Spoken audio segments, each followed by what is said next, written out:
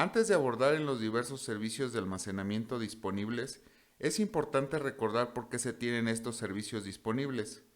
Esto sin duda es debido a que se tienen diferentes requerimientos de almacenamiento y según tus requerimientos podrías elegir un servicio de almacenamiento en particular sobre otro. Entonces, ¿cuáles son esos requerimientos? A muy alto nivel, podríamos realizar algunas interrogantes que nos permitan identificar algunos de los requerimientos que comúnmente se tienen. Por ejemplo, ¿el almacenamiento es persistente versus no persistente? ¿Qué tipo de almacenamiento se está buscando? ¿Es una base de datos? ¿Son videos? ¿Es audio? ¿Son fotos? ¿Es texto? ¿Qué tipo de performance estás viendo? Y cuando hablamos de performance, hay diferentes características. ¿Cuál es la capacidad máxima disponible para ti? ¿Cuál es la entrada o salida por segundo IOPS? ¿Cuál es el rendimiento? ¿Cuál es la durabilidad de los datos que estás viendo? Y cuando decimos durabilidad, es en función de qué tan duraderos son los datos, es decir, cuántas copias de seguridad haces y conservas, qué conectividad, qué aspecto tiene la conectividad. ¿Estás intentando conectarte a un almacenamiento local o a un almacenamiento directo de datos? ¿O estás intentando conectarte a un almacenamiento remoto?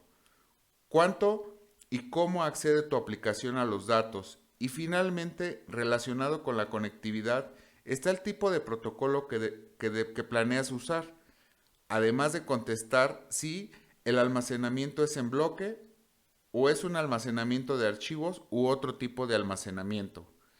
Estas son algunas interrogantes acerca de los requerimientos y según estos puedes elegir un servicio de almacenamiento frente a otro. Antes de hablar sobre el servicio de volumen de bloques de OCI, quiero dejar en claro qué es el almacenamiento de bloques, block storage.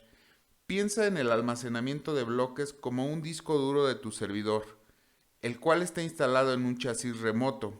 Y hago énfasis en remoto, ya que necesito que te centres en un almacenamiento en red. En un almacenamiento de bloques, los datos generalmente se almacenan en un dispositivo de bloques de tamaño fijo, 512 kilobytes por ejemplo. Lo que implica es que los datos entran y salen en estos fragmentos de datos llamados fragmentos o bloques de tamaño fijo. El sistema operativo accede al almacenamiento de bloques como unidad de bloque o punto de montura, y los sistemas de archivos de la aplicación deciden cómo se combinan y se accede a los bloques de entrada y salida, los cuales se descomponen y almacenan en pequeños trozos o pedazos, sin metadatos y sin tipo de formato o propietario. Así que tenlo en mente, no hay metadatos almacenados. En el siguiente nivel está cualquier tipo de sistema de archivos, particiones NTFS o FAT, carpetas usuarios, servidores VMware, incluso puedes utilizar VM File System, pero debajo están utilizando almacenamientos de bloques. Y finalmente, el almacenamiento de bloques se implementa como un almacenamiento de red, Storage Area Network o SAN.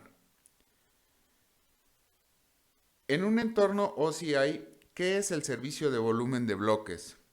Básicamente es el almacenamiento para las instancias de cómputo, es decir, una instancia en ejecución que su almacenamiento es remoto o en red. Las instancias de cómputo se conectan a los servidores de almacenamiento y acceden a sus datos. Ahora, hay dos tipos de volumen de bloques. Uno se llama volumen de arranque y el segundo se llama volumen de bloques. El volumen de arranque es el disco que normalmente se asigna al sistema operativo. En este boot volume, en donde se almacena el sistema operativo en tu instancia, que también es remoto. El volumen de arranque es un volumen de bloques. Cabe mencionar que cuando se habla de volumen de bloques, normalmente se hace referencia a los discos de datos. Se pueden tener varios discos conectados a la misma instancia. En este ejemplo solo se muestran dos, el disco de arranque y el volumen de datos. Entonces, ¿qué es el volumen de bloques? Es el almacenamiento para las instancias de cómputo y se tienen de dos tipos, volumen de arranque y volumen de bloques.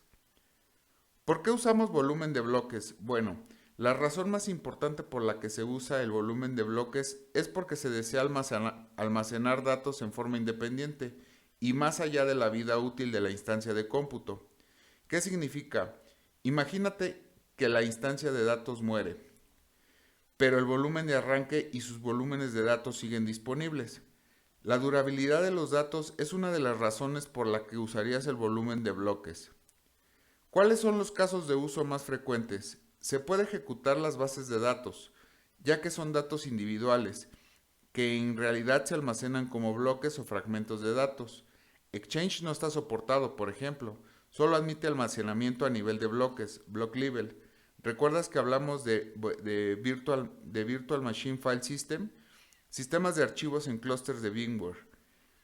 Cuando se usan servidores virtualizados con VMware, se usa este tipo de almacenamiento de bloques. Y finalmente hablamos sobre los volúmenes de arranque, instancias que se configuraron para arrancar desde el almacenamiento a nivel de bloques como en la mayoría de las nubes públicas.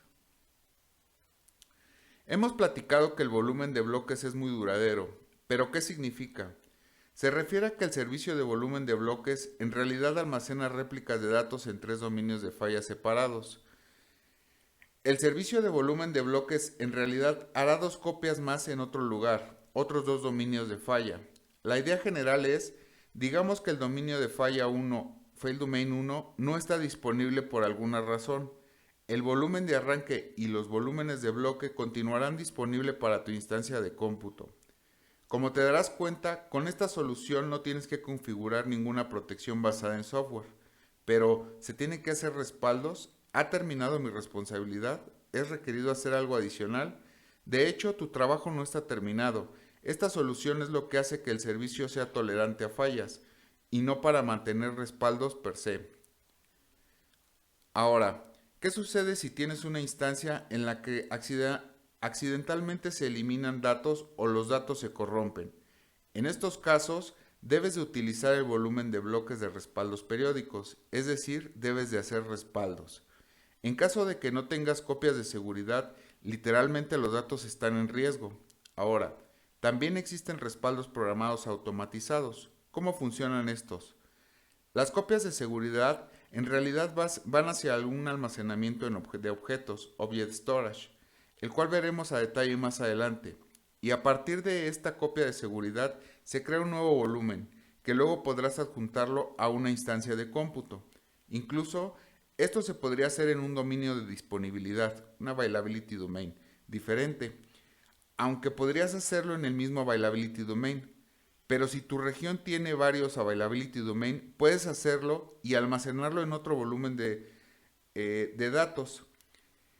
Digamos que el availability domain 1 cae por alguna razón. Podrías regresar rápidamente porque tienes una copia de seguridad almacenada ahí. Incluso si lo automatizas, la instancia o aplicación podría estar en funcionamiento en otro availability domain de la misma región.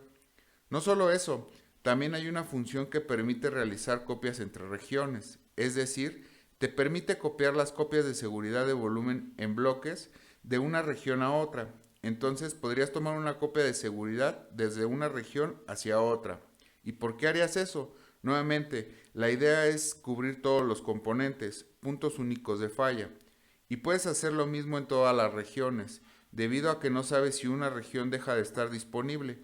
Puedes ejecutar tu aplicación en otras regiones. También es recomendable programar estas copias de seguridad. El escenario del que te hablé hace un momento es de una copia de seguridad manual. No es necesario realizar copias de seguridad manual. De hecho, los respaldos programados se realizan en función de una política. Es decir, podrías programar la copia de seguridad. Esa es una de las características importantes, más importantes del servicio de volumen de bloques. Lo último que necesitas saber sobre el volumen de bloques son los diferentes niveles de volumen de bloques que se tienen. Bueno, se tienen 3 niveles de volumen de bloques, comenzando por el básico.